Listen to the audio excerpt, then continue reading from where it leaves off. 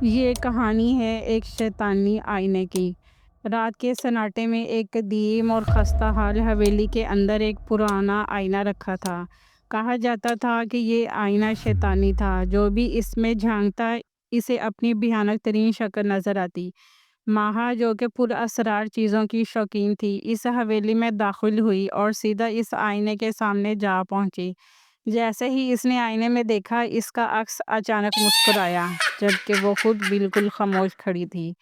اگلے ہی لمحے آئینے کے اندر کی ماہا نے اپنی آنکھیں سرخ کر لیں، چہرہ سرخ ہو گیا اور وہ کانپتے ہوئے ہونٹوں سے بولی، اب تم میری جگہ ہو اور میں تمہاری۔ ماہا کی چیخوں سے پورا کمرہ گونج اٹھا، مگر حویلی کے باہر کوئی نہیں تھا جو اسے بچا سکتا۔ آئینہ ہنسا اور پھر خاموشی چھا گئی۔ اب وہاں صرف آئینے میں ایک اور شکار کا انتظار تھا۔ کیا ماہا اس شیطانی آئینے کے جال سے باہر نکل پائی؟